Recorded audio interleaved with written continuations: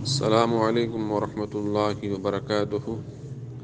صحیح مسلم کی حدیث نمبر 878 میں حضرت ابو ہریرہ رضی اللہ تعالیٰ عنہ نے بیان کیا کہ نبی کریم صلی اللہ علیہ وسلم نے فرمایا، جس نے کوئی نماز پڑھی اور اس میں ام القرآن یعنی سورۃ الفاتحہ کی قرات نہ کی تو وہ ناقص ہے، ناقص ہے، ناقص ہے، نامکمل ہے۔ ابو ہریرہ رضی اللہ عنہ سے کہا گیا، ہم امام کے پیچھے ہوتے ہیں تو اس وقت کیا کریں؟ انہوں نے کہا، اس کو اپنے دل میں پڑھ لو، کیونکہ میں نے رسول اللہ صلی اللہ علیہ وسلم کو یہ فرماتے ہوئے سنا، اللہ تعالی نے فرمایا، میں نے نماز اپنے اور اپنے بندے کے درمیان آدھی آدھی تقسیم کی ہے، اور میرے بندے نے جو مانگا اس کا ہے۔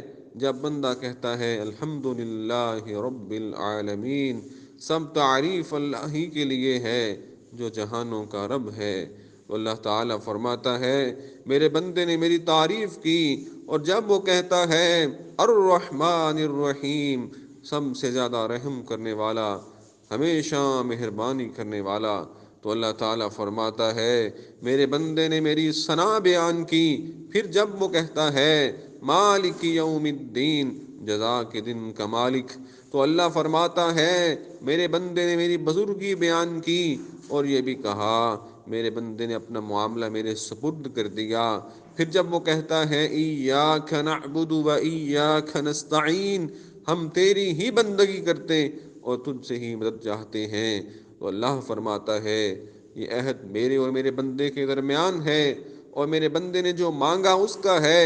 اور جب وہ کہتا ہے اہدنا الصراط المستقیم صراط الذین انعمت علیہم غیر المغضوب علیہم ولا الضالین، ہمیں راہ راست دکھا، ان لوگوں کی راہ جن پر تو نے انعام فرمایا، جن پر نہ غضب کیا گیا اور جو نہ گمراہ ہوئے۔